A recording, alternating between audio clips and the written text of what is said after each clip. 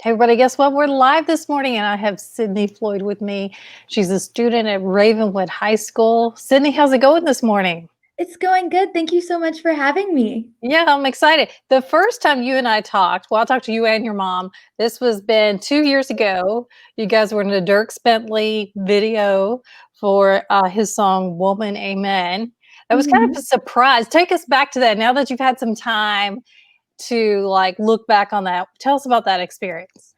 I think I'm still in awe of it. I still think maybe it was just a dream and that it's not real. It was a total surprise. We had no clue about it, and everyone kind of thinks that we knew about it, but we didn't. We gotten involved with an organization called the We Movement, and they kind of came down to Nashville and were filming us, and we did interviews, and I got my hair and makeup done for the first time. Oh, Exciting. yeah. And after, like, towards the end of the day, we kept filming the same thing over and over again, and I was like, "Well, surely some of this is good." And then Dirk Bentley walks in on his guitar singing his new song, "Woman Amen," and totally, like, serenades us, and my mom literally pulls me back, like, grabs my arm and pulls me back and, like, is a major freak out moment. And if you've seen the video, which I know you have, because when we Yeah. talked about it, when he surprised us, my voice went like a whole 'nother octave high. Still to this day, I have not been able to mimic that, so it was a one-time thing. And then we got to go to LA with him and have our story shared in front of 16,000 kids. And Wow. also on national television in August, and then we were in his music videos, so still a whirlwind of experiences there. Wow. So you and your mom both have always wanted to serve the community in so many different ways. I feel like I was just reading over some stuff you sent me. I mean, you're a busy person. You go to school, you have a job, and you have so many places where you're serving the community. How do you do all that? I don't really know. I think I just do what I feel is best in my heart, and I think if you are passionate about something and you really want to do something, time will find itself. And my mom and I are very organized people. We are planners, so if you spring something on me on the last minute, I will be very upset. I really love, planning, and I love being organized, and I think that really helps me too. But most of all, I think it's if you're just passionate about something and you really want to do something, there will be time. You will find time. Even if it's just 30 minutes a day, I think that's something important. Right. You've been working on one of your nonprofits you started, Jumbled Dreams. Is it dream or dreams? Dreams. Dreams. Yes. Tell me about that. So, Jumbled Dreams Changing Lives is an organization that was started June of 2018, so also 2 years ago. And we started it to help others, teens just like me, and kids and kind of families find volunteer opportunities in their community. So many nonprofits have age limits. They're like, you can't volunteer if you're 13 or under, if you're 10 and under.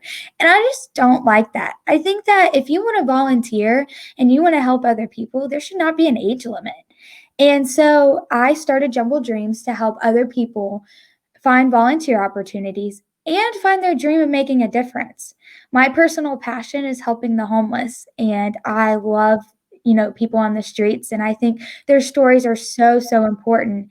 But other people, they might like to help animals, they might like to help with cancer research, or heart research, or just people in general. It doesn't have to be people under the poverty line, it could be anyone.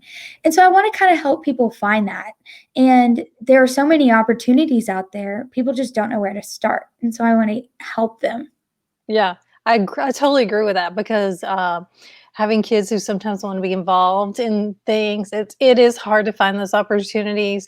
Or sometimes people don't want single individuals to volunteer; they want you Mhm. to do it with a group. So this is a Right. great way to get involved.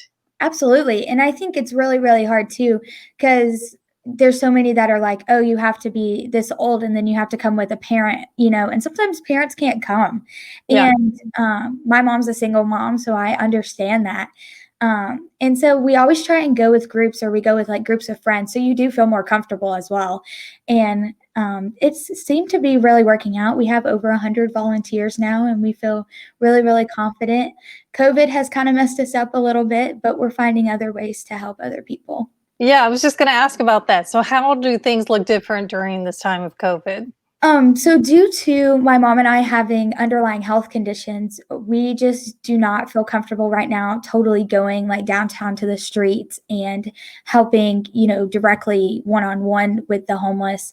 And so right now what we've been doing is we've been donating to our partner organizations. And so we have over 20 partner organizations all across the country, and they serve different purposes. But one of our partner organizations is Home Street Home Ministries, and it was started by a guy named Stephen Allen, and he actually was homeless. And so that's why he started it. Once he got off the streets, he wanted to tell other people and help other people, about who are homeless. And so we actually just donated over 30 bags of clothes to him that we had been collecting. And so he is able to take them out on the streets for us since we can't. And so we've been working with different organizations like People Loving Nashville and donating stuff to them as well. So we're still finding different ways, but we've not been able to go like downtown. And we've also been working on more of the back end of Jumbled Dreams and working on updating the website and working on getting more partners and working on social media. And so I've never really had time to do that since I am a busy person. But now I have been able to and really been able to grow Jumbled Dreams in ways I couldn't imagine. Yeah. So, and you've also got a couple other things going on. Tell us about that. So right now, I was just a Hobie, Tennessee ambassador. So we did our virtual leadership seminar back in June. And so it was really, really cool to meet other people who have similar interests and who want to be leaders and who want to help their community. And so I was really humbled by that experience. It's always so cool to find people who are just like me. Also, we have just launched our Positive Dream Project. And so it's an anti-bullying campaign, and we will have guests who come on weekly and sharing their stories. And also we will be sharing other stories who have submitted to us anonymously. So that's really cool. None of their names, nothing is, identified. I don't even know who these people are, but they submitted their story to me about bullying, about cyberbullying, about mental health, about suicide, just so we can get these stories out here. It's so important to share your story, I think. And some people just aren't as outspoken as me and as extroverted as me. So I am very open about my bullying experience, and I want other people to know that they're not alone in this, and that no matter your age, no matter your race, no matter your religion, everyone experiences it in a different way. And so I wanted to share my story. So that's an exciting thing coming up in 2 weeks. 2 weeks. Okay. Yeah, so our first episode will drop in 2 weeks, and so we're really excited about that.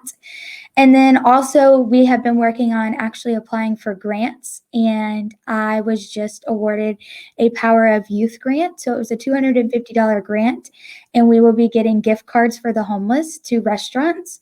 So not only are we supporting our homeless friends, we also are supporting local businesses, because right now COVID has really kind of hit the ground running with those. Yeah, especially restaurants. Yes. Oh, yeah. So we really want to help out multiple ways in our community if we can. And so I'm super excited about that grant. And also, we have been working with Operation Homefront. It helps the military families.